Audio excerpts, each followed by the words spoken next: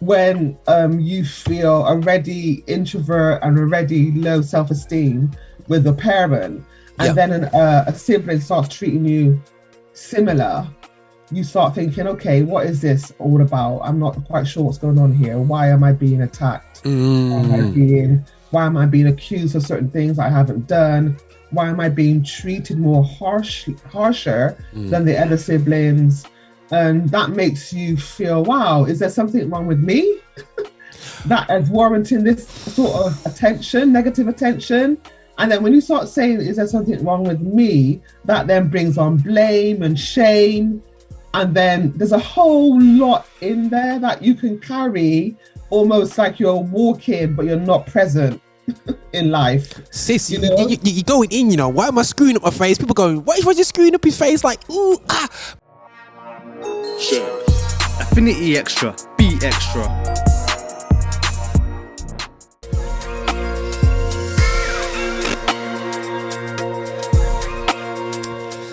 Hey guys, it's Roger Moore here on Affinity Xtra, here to celebrate gospel music of black origin, and also we're here to talk the talk when it comes to our journey as black people, because I think everybody wants to tell us our journey, but you know what, we need to talk our journey. And I am in the interview in the room, well, not quite room, the Zoom room anyway, still, yeah, with a friend of mine from back in the day. Now, I always try to scare them and introduce themselves, and they're probably thinking, well, Roger, how you talking like this? But listen, I'm excited because, Carmen, when Bristol was Bristol, yeah, in the gospel industry, yeah, and everything was hard work. Carmen's there, Bristol Carnival. I mean, she invited me down one time. I never forget, it's going down to Bristol Carnival one year, and I'm like, wow, I've never been here, man, before, and whatever. And she's giving out, believe it or not, the patois version of the Bible, yeah.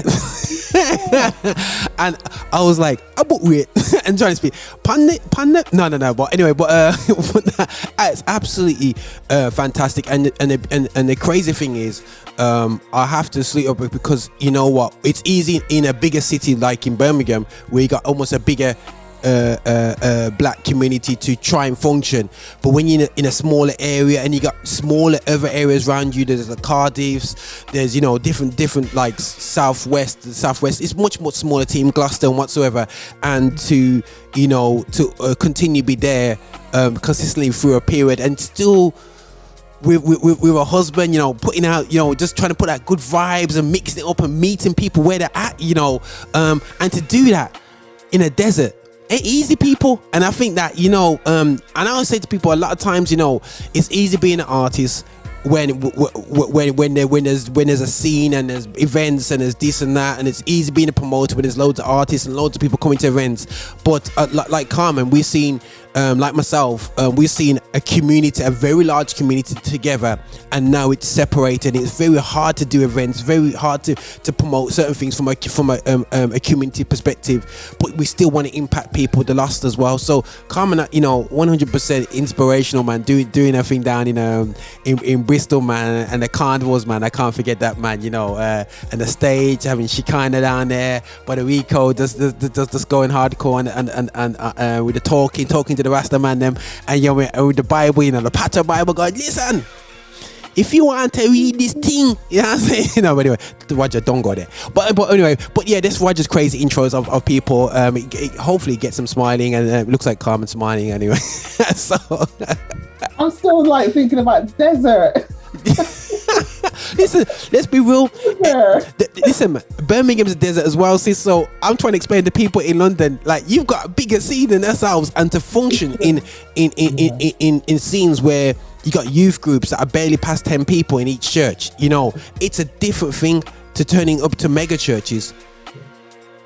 A totally different thing, and there's a whole heap of them in London, you know what I mean, and operating outside of London is very, very much hard. You gotta want to do it, you gotta have a heart for it, you know what I mean, because it ain't about the money, people. I tell you that for free.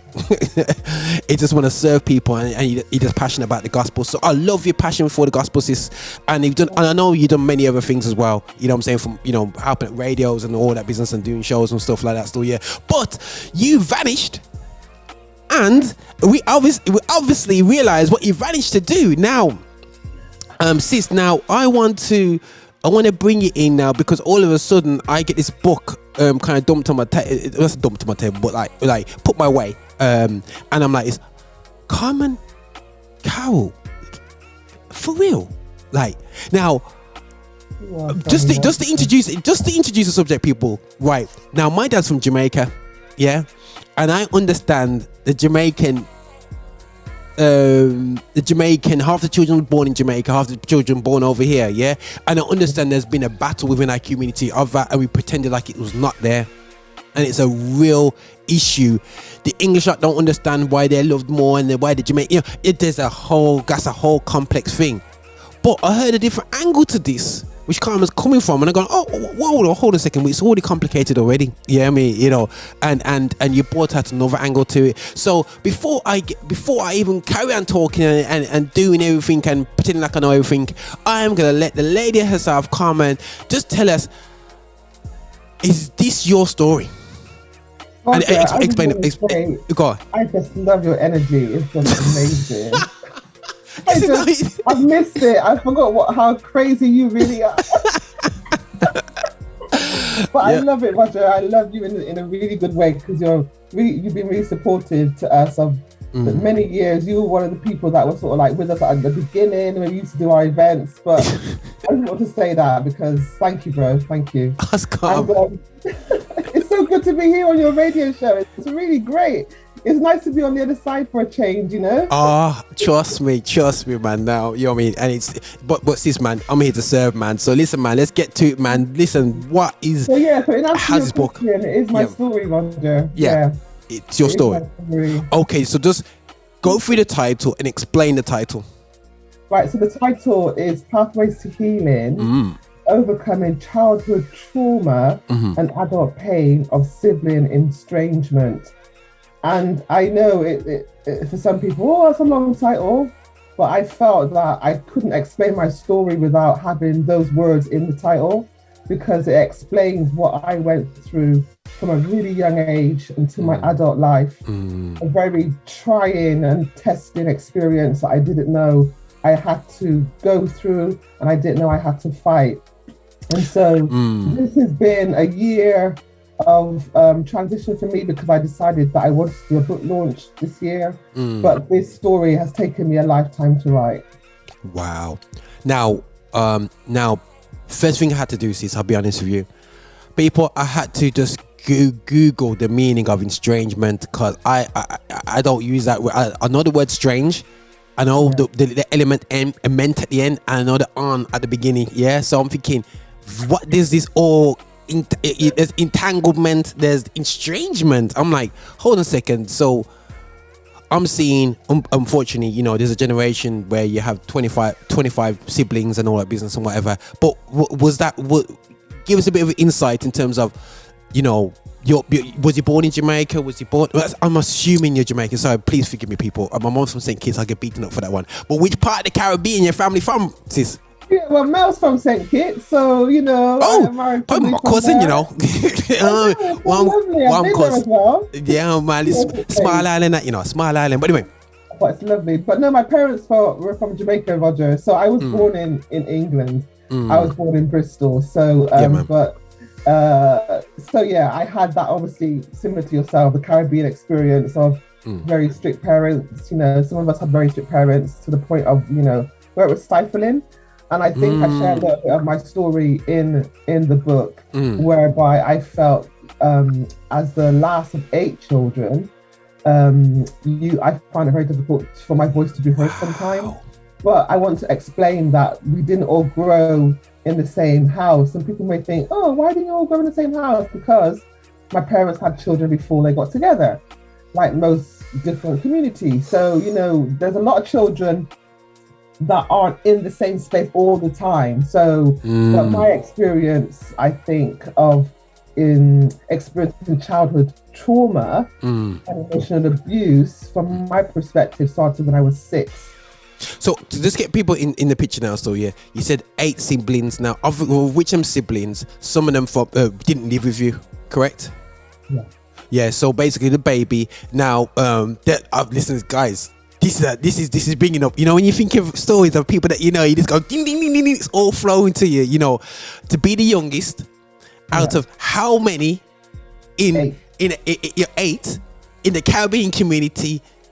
I'm gonna get an amen. Yeah, they're gonna go amen. But no, I want people to really understand. You know, there's that now. There's yourself. How what's the age gap between you and the siblings? Oh gosh, double figures for some of them. I'll say that double figures probably like. And that's massive. Depends. Yeah. What I'm looking at. No. Yeah. Guys, that's massive. Most people identify with that you know, your parents had you late or whatever. You know, it is what it is, isn't it? You know, and you adjust to the family dynamics, don't you? That you're born into. And some of the family dynamics. Oh, let me answer your question, but you answered me. Yeah, cool. Yeah. Estrangement means we're separated. Wow. So estrangement means that you're not in contact or you're not in communication with an individual because of something that's happened. So because sometimes in life we go through quite traumatic experiences, and because we feel it's in our family, that we're supposed to tolerate it and we're supposed to just accept it and not challenge it. And I think as people read through my book, they will find that I had to make a decision for myself where some of my siblings are concerned in regards to our relationship. But I want to also say that other people make decisions themselves in regards to their relationship with me. They've been estranged from me. They made a decision not to interact with me. But I just want to clarify that there.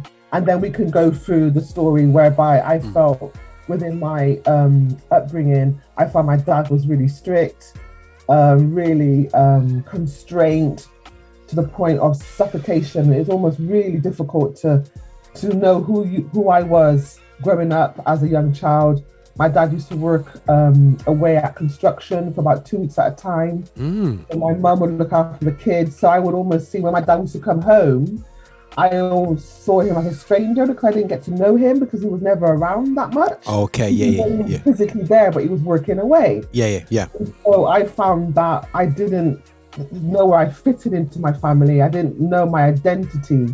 And I think for a lot of children, we tend to lean to our identity being validated by our fathers. And you can have a father that's there, but not emotionally available. And so that has an effect on you, perception of your, where do you fit in the family? Am I loved unconditionally? I found I had to work a lot harder to receive my dad's love. I'm sure a lot of people can identify with that. I thought I had to work hard to be accepted and to be loved. And even when I worked hard, I still wasn't accepted, still wasn't loved. So still was very confused for a long time. And I didn't know my identity, didn't know who I was. And so that makes you an introvert. Your self-esteem is really low. You tend to par to being in bouts of depression, on and off. And that has a big effect on you growing up. So in the meantime, when you were in charge, did you grow up in church? Well, yeah, like most people, we were sent to church. Okay, so was your parents going to church itself? No. Okay, so your parents. My mum didn't receive the Lord into her life until probably 2-3 years before she died. Okay. So that was a really good opportunity for my mum to know the Lord and to have an experience with him for herself. But my dad never went to church, but my dad grew up in church, you know. Okay. Yeah. So you know the church that they sent you to, was it dominated by black people, Afro-Caribbean, or was it Pentecostal? Okay. Yeah. But I never gave my life to the Lord until I was in my 16. Okay, cool. No. My teens, yeah. So did you? Now it sounds like with that title, you was like was there a big age gap between you and your next one up, or was you just like literally not a house alone? But it sounds. No, I wasn't in a house alone. Yeah, I'll put it like that. Yeah. I wasn't in a house alone. There were children around. Okay. But I wasn't in a house alone. But I think when you feel already introvert and already low self-esteem with a parent, and then a sibling starts treating you similar, you start thinking, okay, what is this all about? I'm not quite sure what's going on here. Why am I being attacked? Why am I being accused of certain things I haven't done? Why am I being treated more harsher than the other siblings? And that makes you feel, wow, is there something wrong with me that is warranting this sort of attention, negative attention? And then when you start saying, is there something wrong with me? That then brings on blame and shame. And then there's a whole lot in there that you can carry, almost like you're walking, but you're not present in life. Sis, you're going in, you know, why am I screwing up my face? People going, why is Roger screwing up his face? Like, ooh, ah, because I see conversations with people my generation, you know, they're like the, you know, not only from a circle of just siblings, you're talking about family, cousins, and so on like that still, yeah. And we almost blind a lot of things in the 50s and the 60s, well, not 50s, but 60s and 70s and 80s. And I don't know if because our generation before said we're in a better situation, accept what you have, yeah. It's almost that kind of vibe, like, oh, I'm getting teased by Cosy so. Just shut up, man. Yo, back home in Jamaica, we had nothing, you know what I'm saying? So just take some cussing and go up, man. You know what I mean? I don't know if was it that kind of like hushy noise and just hold a corner.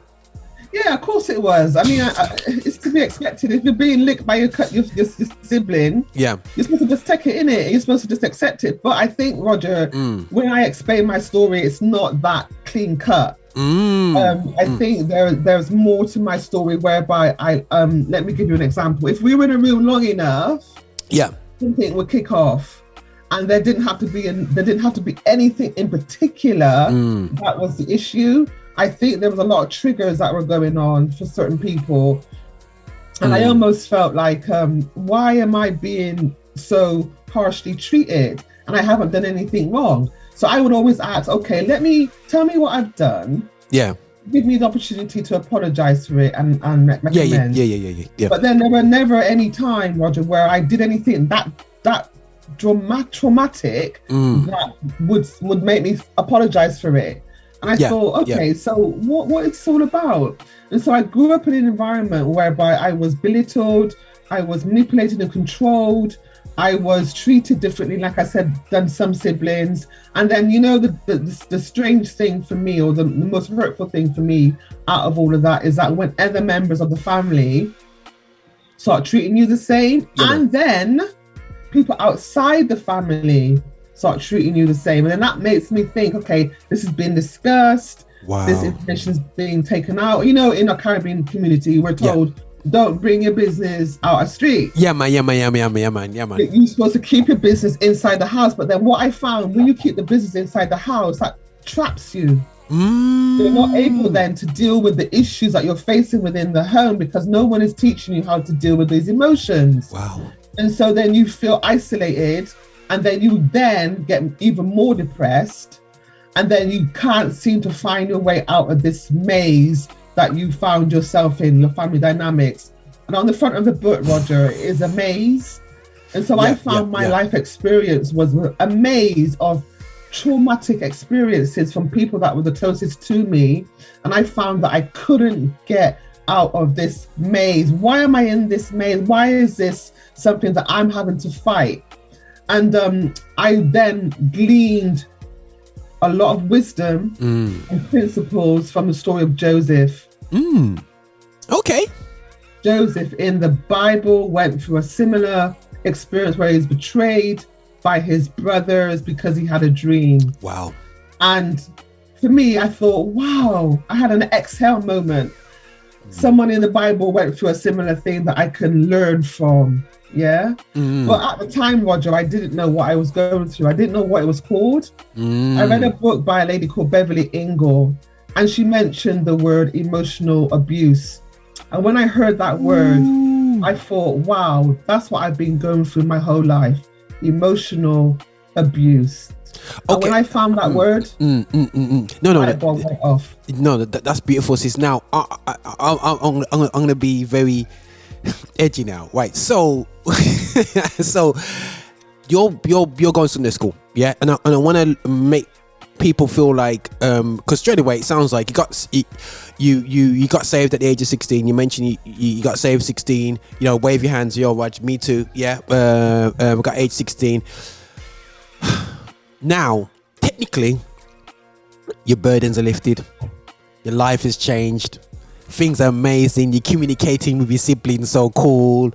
The trauma's left your soul. You know what I mean? And you're smiling and everything's good. Now, how was that the case? And I assume it wasn't the case. You didn't just nothing was perfect overnight when you got saved. Yeah. Did the church environment at the time when you first got saved, because we're looking at the Afro-Caribbean church, you know, back in the I'm not blaming them for everything, but you know how we have operated and stuff. Yeah. Did you get saved because it was that family you could trust and you know what I mean, and you thought, let me just throw myself into this family, I trust this family, or there's traits of this family, I can manage this family rather than my own family? Was there any sort of, you know, pathway like that, or you just saw Jesus came into my life, came in the vision, and I'm on this thing? How was that? That's an interesting question. I never looked at it like that. I think at the time when I accepted the Lord into my life was the time I needed a father. Because obviously you're going through teens, isn't it? And that's enough to deal with, isn't it, Roger? Yeah, so man. I think when the Lord came into my life, I think I didn't know I needed him at the time that I received him. I didn't know that. And so I realized then that, okay, this God seems to love me just because of just me being me. And I never had that before. Wow. And so he doesn't want me to work hard to receive his love. And I thought, this is really a new concept to me. I never experienced that. Like I said before, I worked hard. I was taught I worked hard to receive the love, and I never really got it. And so I thought, okay, this God is loving me just because of who I am. And that was like, wow. And so as I grew in my relationship with God, I then started to accept him as Father. And that was a real revelation to me, because it brought a lot of healing into my life. It brought a lot of acceptance into my life. And it then gave me my identity. Wow.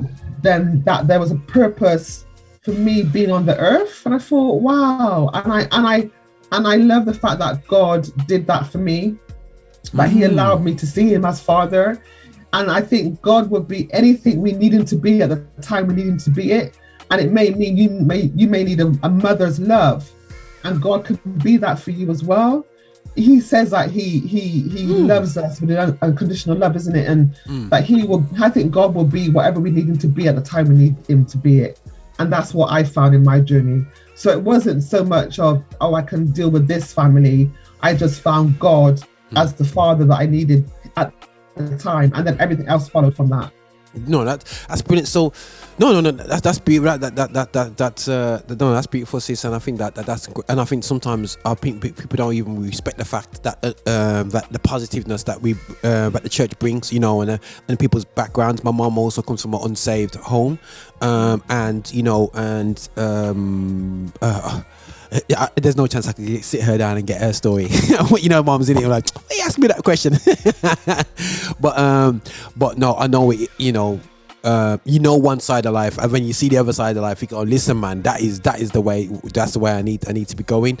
Now with the healing, when I'm looking at your life at timelines now. So we see 16 years old now. You face obviously trauma growing up as from a young from before you was 10 years old, from as young as 6 and 7. Yeah.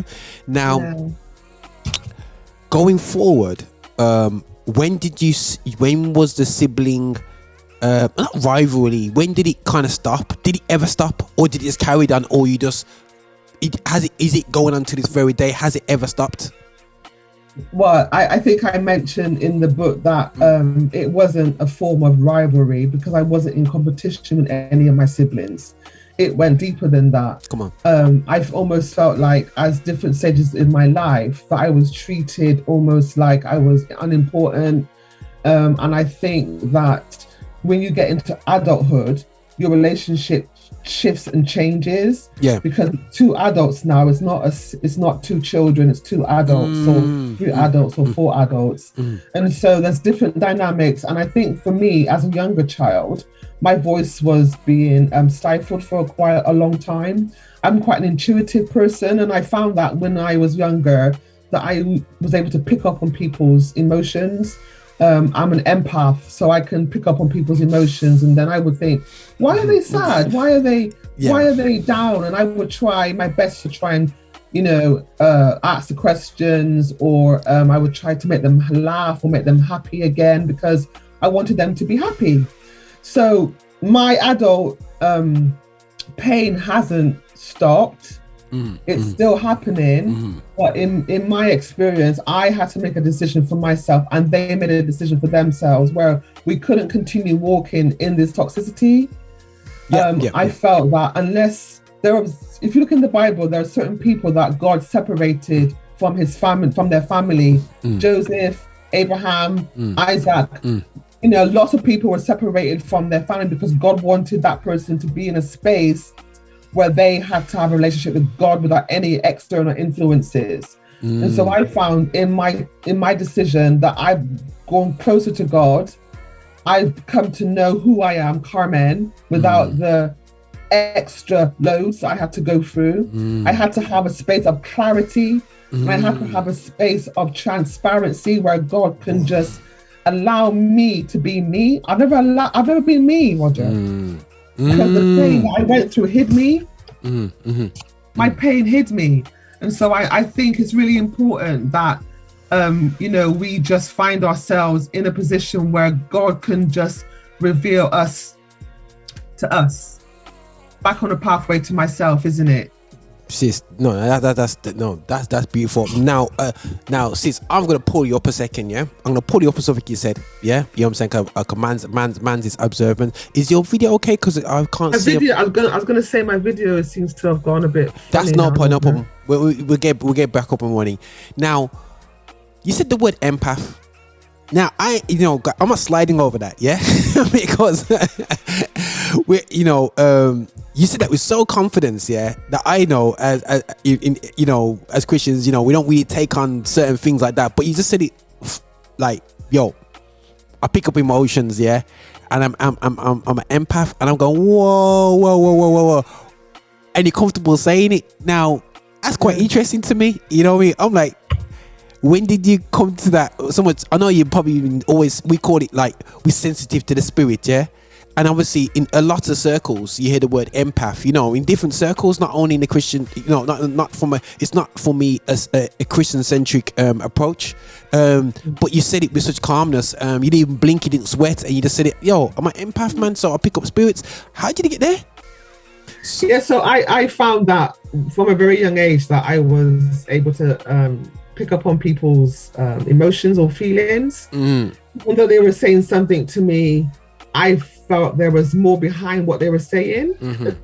A very young age, and then I would almost like try, why are you sad, and try to make them happy, even though they weren't telling me they were happy. So as I grew up now, that I call it a superpower that I had was used against me. Yeah, man. It was almost like I was told, you're too sensitive. You didn't see it like that. It didn't happen like that. And then I almost thought, I was almost second guessing myself. Yeah. Like, did I see it like that? Did I hear it like that? And then that would put you in sort of like a brain fog. Like you didn't trust your own intuition. That then shut me down from saying a lot of stuff, because I thought, I must be reading it wrong. And that's where the manipulation and the control came in, Roger. Guy, wow. I tell you, this is deep, So I sometimes sit there and think, God, did I really go through this? So you mean some manipulating control? Because I would feel that an empath, from my perspective, would be like, I just felt your spirit. You got to go over there. You know what I'm saying? You'll be like, I know you got bad things in life. Almost like a prophet type vibe. So, but obviously, you're saying it from a different way, so you kind of reversed away from your you're scared of the whole ability that you had. Jeez, I feel like I'm talking to we're doing an X-Men series here, you know what I'm saying? Reading someone's, you know, so you're there reading people's emotions now, and you kind of like reverse back now, and where would the control come from other people? Who was pulling your strings? Well, I think because I was able to see people's intentions, yeah, that's what made me, I guess, a target, I guess, to some extent. Oh, I do have scared. a chapter in the book where I it's called Tag Your Next, where I found that different stages of my life, I had the same sort of people in my life that tried to manipulate and control me. And I think that I was thinking, what warrants this sort of behavior, or what's in me that is attracting these sort of people? And then I start thinking, okay, maybe it's an opportunity to expose that, because we know that the devil is a manipulator and a controller. So I'm thinking there are people that are walking around in our world now that are classified as narcissistic. And narcissistic people can, to some extent, be quite grandiose. They're very self-absorbed. They're very self-focused. It's all about them. They never wrong, never apologize, always in the center of things. And I'm not trying to diagnose anybody.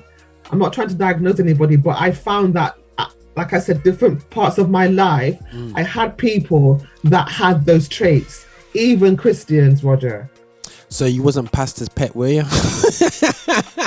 Oh gosh. Yo, Carmen, Right. you can be right there. Oh, wait at the back. Keep away from me. No, sorry, pastors. I'm being mean. I'm not saying pastor. You never find a narcissistic pastor. There's no such thing. Don't worry, people.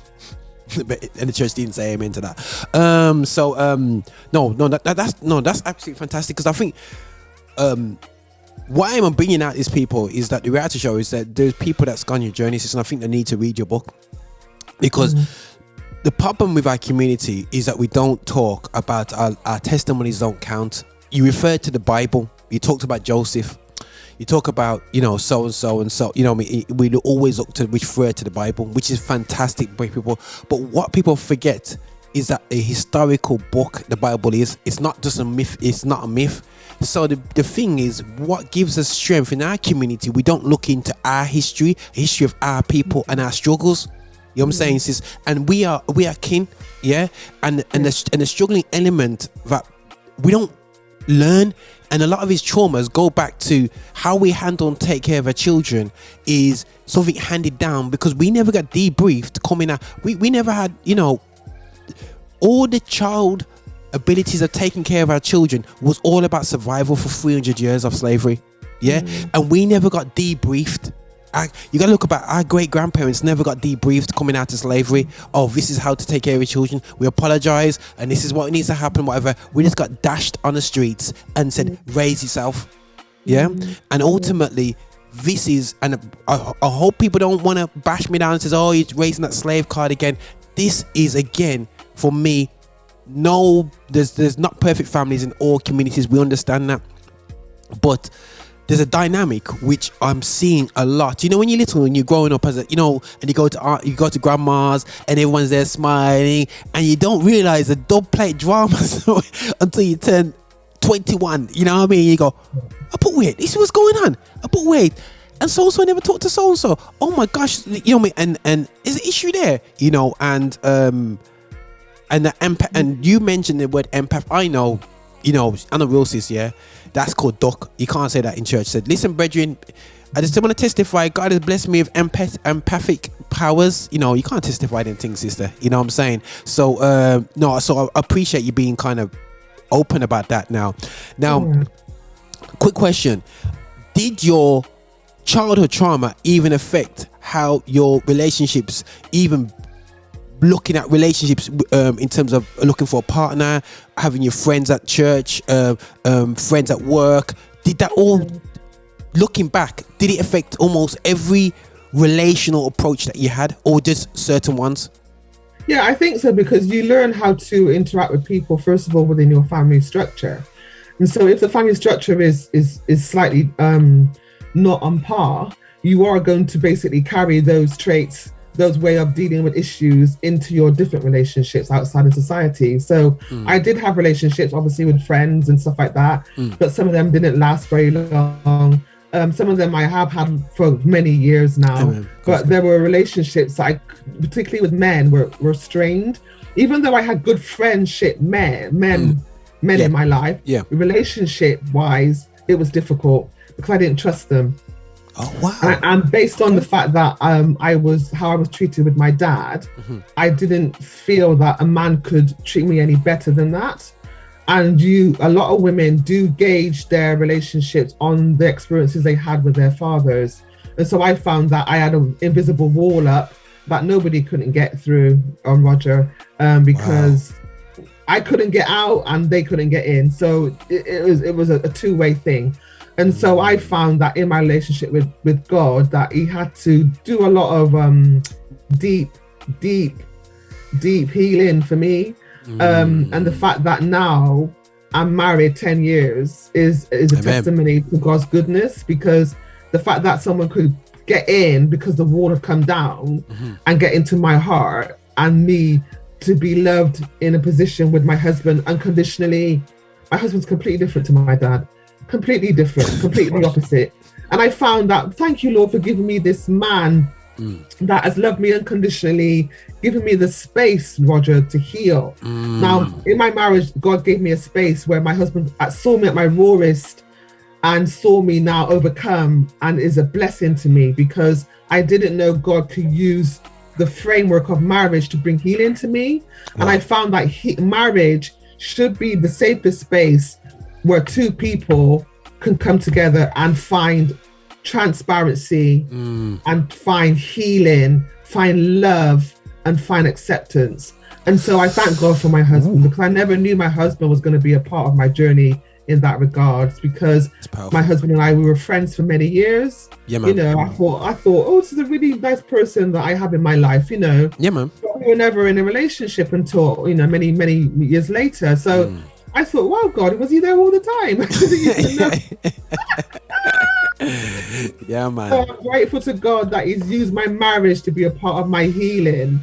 And so I want to say to, you know, your listeners, that if you're in a marriage, your marriage should be the safest space, relationship that you really should have. You know, there were times where I would just have emotional breakdowns, and my husband was there just to pick me up and just to give me a space to just talk and just to share how I was feeling, and just to give me a different perspective of what I was seeing things. And so I hope people will find that same sort of support within their marriage. That's what it should be like. No, it's blessed. And I think that as well, you know, it's the ability for you to be open, and the safety of not being, it's not always having the answers, always coming back and going, oh, this is what it is. Sometimes it's just absorbing and letting it come off your chest. So that's beautiful. Now, I want to not so much rush from that. So your husband, you know, I mean, to obviously played a part there. In terms of church-wise, because everyone looks at, you know, you had great messages every week and it just kind of helped you gradually get out of there. Was there any particular people, or did you have to go to certain type of counseling when you identified the issues? Was there any external support frameworks which wasn't normal that helped you open your eyes? Because a lot of people going through what you're going through, you know, sis, yeah? But has never, ever looked at this from this perspective. So for me, if you go to church every week, and you sing in the choir, and you smile and wave, and you go home, you work, come back to church on Wednesday, go back home, go to church on Sunday, smile and wave. There's no way that people would unpack this. Who was the connection that grabbed you aside and said, listen, I'm going to go this journey with you? Was there anybody like that, or you had to go and seek external from Christendom's help on this? I found for a very long time, Roger, that I didn't get any external support. Okay. For a very long time. And I do mention that and there is a chapter in the book where I talk about depression, that I was in depression for a very long time and didn't know it. And I'm the sort of person that when I was younger, I used to write my poetry, and I used to draw, Roger, quite a lot. And I found that when I did that for myself as a younger child, that was helping me to deal with the stuff that I was going through. I was almost like self-soothing myself and giving myself therapy and didn't even know it. But later on, I never really found anybody to talk to, because I didn't know I had an issue that I needed to talk to anybody about. Because you can become normalized to pain. You can be normalized to pain and not realize that, you know what, I should be treated better than this. I should be respected better than this. I should be spoken to better than this.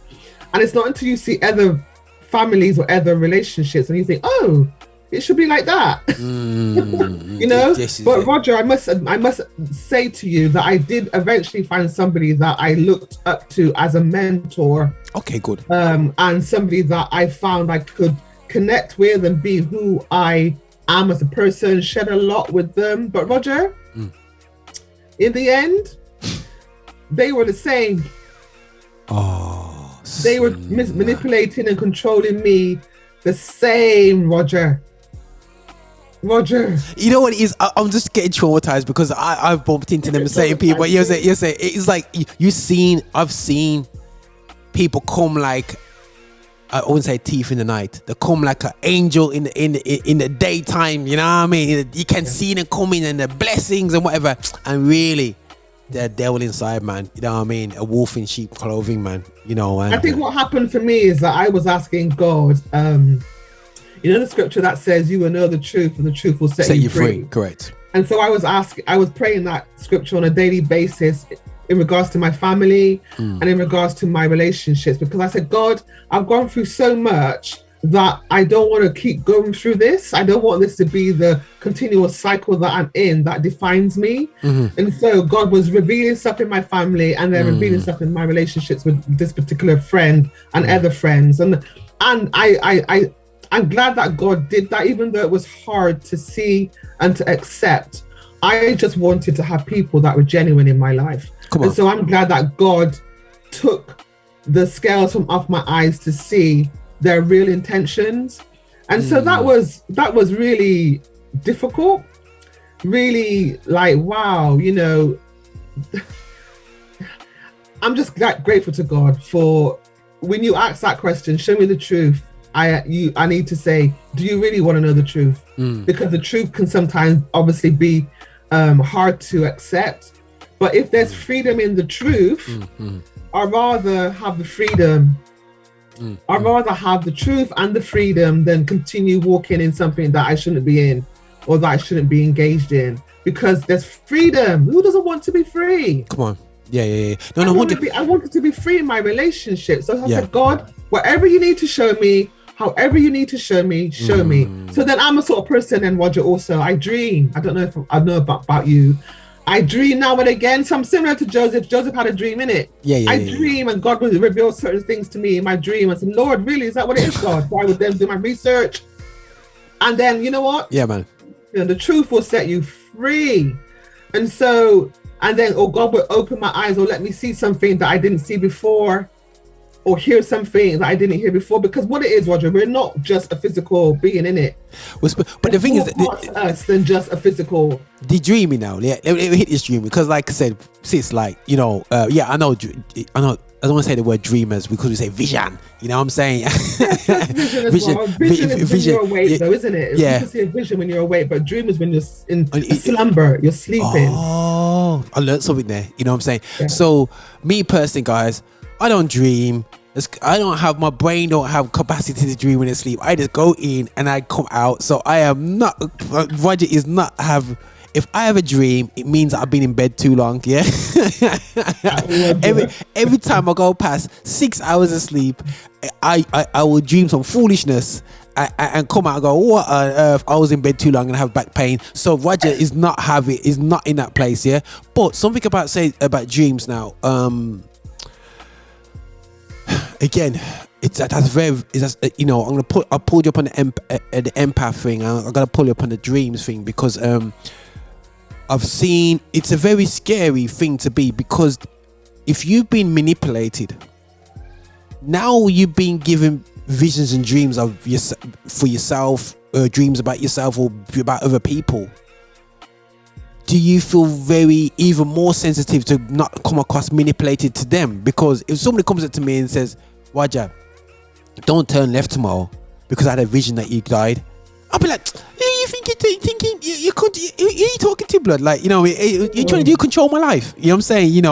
But how did you be manipulated yourself? How did you cope with having dreams about other people and communicating that to them? Because easy saying you communicate, but you're scared of their response.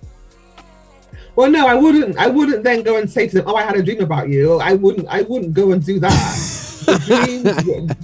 There's revelations in dreams, isn't there? Okay. And I think revelation is an unveiling, isn't it, of something that's been covered. So if something has been uncovered, then you then have the more knowledge, more wisdom, and more understanding. And so I think for me, God wanted to show to me that He's given me that ability. He's given all of us that ability, because I think all of us can dream. True. We can all dream, and that's just something that God's given to me. It may be something else is given to you, but I would never go to them and say, "Oh, God told me this, or I saw this." Okay, it's a revelation. In revelation, there's also a freedom as well, isn't it? Because I think, when Jesus in the Bible where He says He knew their heart, even though they were saying something with their mouth, but God knew their heart. And I think as Christians, we are supposed to be walking in the spiritual realm anyway. God has given us the ability to see and to hear and to perceive things from the spiritual realm. Amen. If we're a spirit, then we should be walking in that. We can't do everything in the flesh. It has to be in the spirit, and we have to test the spirits as well, isn't it? We have to test the spirits in people, because people can say one thing and the other day, tomorrow, they say, crucify you. So we need to be spiritual beings. We need to tap into the tools and the resources that God has given us as Christians. Come on, we need to basically stir up the gifts that God's given to us. We're in dire times now. We need to be walking in the spirit, hearing God's word, and putting the flesh sacrificing the flesh, putting the flesh to the side and saying, Lord, what do you want me to do at this time? You knew I was going to be born, so I will be here at this time. What is my purpose for this time, for my generation? And we all need to start looking at things from God's perspective, because our perspective will always be from what we see with our eyes. But God wants us to see from the spirit, and the spirit will always be different. And I think it's really important, I think, that people step into those tools that God's given us. He gives a lot of things, dreams, prophecy, word of knowledge, healing, come on, these are all available to us. Why would you not want to walk into that? Wow, this is great, guys. I'm just getting slapped up, or like getting ready for the weekend, and I'm like, it's right. I need to just find my cubby hole now and just get in the zone, like just get in the spirit. But I think, sis, what you're saying is beautiful, and I think, and I think I have to commend you in somehow bringing together this book, and actually putting pen to paper, and I want to salute that, because. And obviously I'm not here to do a total reveal, so people don't need to read the book. Yo, guys, get the book. It's a paper book on Amazon. No excuses. Everyone's got Amazon accounts. Don't care. Every household has Amazon account, because I know, say, if I had shares in Amazon, I'll be a rich dude right now. So there's no excuse. I don't want to hear the old. And this is beautiful, Carmen. You know what? 10-15 years ago, we know how it goes. You would have had to put it in Christian bookstores that may not accept our journey as black people. I said, sorry, not gonna sell enough copies because no one cares. Yeah, you know what I'm saying, or whatever. Now we've got access, and people said, no, Rajis, it wasn't like that. Yes, it was like that. Yeah, I'm afraid getting in 4 bookstores in the whole country was incredible. But the access to anybody and everybody in the world through Amazon is powerful. Yeah, and I think that I'm definitely, guys, check out the link. I'm gonna put the link in the description of definitely the YouTube video when we're gonna be circulating this. And it's also going to be on other platforms as well, Roger. I'm still waiting for those to be confirmed, and that will be Barnes and Noble and Waterstone. Okay, cool. And also other platforms as well. But I also want to do an audible of the book. Oh, that's fantastic. I like Audible. I know people like to listen to things. I love Audibles. The church said amen to Audible. Reading, I just look at the book and I look at the cover and I go, this is going to be an amazing book, and I still struggle to read. it just, but Audibles, I can just yam them up like there's no tomorrow, you know. But I do commend you on this, because I do feel that I really, thanks to like things like Black Lives Matter, a lot of Black Christians in America have started writing out the issues that they have with Christianity from a Christian perspective, and getting the books out there, and we got access to them, and it's really good, and it feels like, you know, you're part of something. So it's great to put out. It's comforting for me seeing that that information out there, and for yourself being somebody from a similar background as myself in terms of the Afro-Caribbean community, understanding what strict is according to Afro-Caribbean community, because strict is strict. You can't answer back. You can't even vouch the wrong way. It's yes sir, yes please, yes this, yes it, sorry. But you can't even, you know, manners is tight, you know. Spring cleaning, I don't know if you know about spring cleaning, sis, you know what I mean? Every day, every weekend was spring cleaning day. Listen, you couldn't do nothing until you did your housework. Not a thing. Listen, you can't even explain it to my picnic man. My sons go, Dad, was that in Victorian times when black and white TV? I said, no, it wasn't. You know what I mean? Listen, if the dad come and he put his finger on something and he can see dust in his finger, trust me, you know about that, man, you know. But no, thanks for giving us insight, you know, and his conversation, because I can see elements in a lot of people that's around me who can really come next to you on this, and I think it really makes people even look at themselves and look at what can I do to help that area. You know, you said about depression.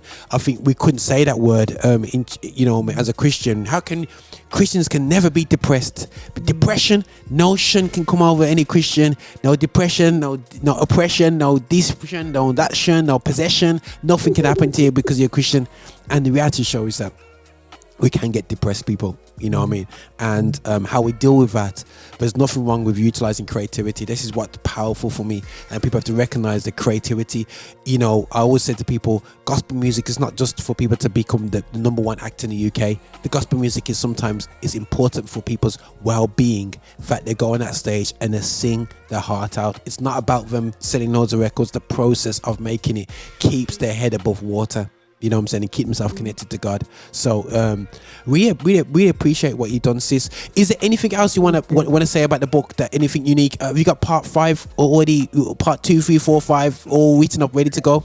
Well, no, Roger. I actually when I decided to write this book, I actually didn't want to do a sequel. I wanted my experience to be in one book, because it's similar to Joseph when God helped him to forget all of his troubles, and I kept on praying that to God. God, I want you to help me to forget all of my troubles where regards to this issue is concerned. And so I didn't want to do a sequel book to it. I wanted everything I wanted to say to be in the book. And so the book is over 200 or 230 plus pages. But people will find something in there that they can identify with. Good. And I didn't want to not say what I need to say from my perspective. It is from my perspective, my experience. But as they go through the book, they will find in some of the chapters that they'll find action steps where I ask them a few questions about how they're feeling about what they just read, so they can basically reflect on it. And I also go into throughout the book, and also in chapter called Pathways to Healing, where I give people a list of things they can do to get back to themselves. The pathway back to themselves, to self-care, self-healing, and basically turn their lives around. Because I'm thinking that if they can't get on their healing path until they make a decision for themselves. They have to make a decision for themselves. I want to be healed, and then I'm going to walk on the pathway. So I basically walk through that with them. I don't leave them out there in the cold, and I give some scriptures in there, and I also give some practical tools that people can use on their own journey, however they may find that for them at that time. No, that's real cool, man. So guys, listen, let's look out for the audio book. Listen, we have to support our people. So guys, do check out the link. Let's support Sister Carmen Carrol, you know what I'm saying, and say what's up to Mal. Big up to Mal. These guys are just radio geeks, guys. You know, these guys are the originals, man. You know, Mal, man, like the original presenter on Cardiff BBC. You know what I'm saying? Right, yeah, I'm saying, Cardiff, you know, yeah. man, I go way back, man, way back. I'll show my age with that one still. Yeah, you know what I mean. We look good for our age, Roger. Easy. Oh yeah, man. Yeah, man. You know, it's called cocoa butter and thing, you know. But and you know what I'm saying, calm yourself, you know, doing radio. And I think I do have to salute you guys because, like I said again, you know, the Southwest is it's like in Birmingham, it's weird because you're like about 4 or 5 cities separated over a big area, but we're like bringing that all together in one clump. So we struggle with that, let alone yourselves having to drive. Yeah, man, people in Cardiff and so on like that still, you know. So big up to Mal. Now is I'll petition, but I'll shout out my family. Says, yo, we related to any Carols? Yeah, man, he's his second cousin. Yes, there must be all over St. Kitts, man. Boy, I tell you. yeah, man. And we're all nice, peaceful men. You know what I mean? That's how we do, man. Yeah, I'm saying. But listen, sis, salute you. Well done. And thanks again for coming on the show. And guys, we're here to celebrate the conversations of our journey and to put this down so the next generation don't have to go through our struggle. And for people to look up and say, yo, I can get through this because look, Carmen got through it and it's better for it. You know what I'm saying? So we could go way more and I could be here for another hour just chatting with Carmen because it's an absolutely fantastic conversation because she got 256 books. Pages, sorry, 256 books. Pages. Oh, praise the Lord. Are you prophesying there now, Roger? Listen, man, I'll leave it part to you because me now, no book. I'll do videos. I'll just chat it away with the videos. That's my book, the videos. But listen, sis, thanks again, guys. You know, like, subscribe to this content that we're doing all the time, and please, guys, you know, do check out the book. And nothing but love. This is Roger alongside Sister Carmen. God bless y'all. So Roger, they can get the book by visiting CarmenCarrol.com. Sorry, God, the last part. Go for it, good sister. Go for it. They can get the book by visiting CarmenCarrol.com, and Carrol is spelled CARROL. Or they can also just go to Amazon and they can get the book there. Blessings, man. Thank you, Roger. No worries. Thank you, sister. Bless you.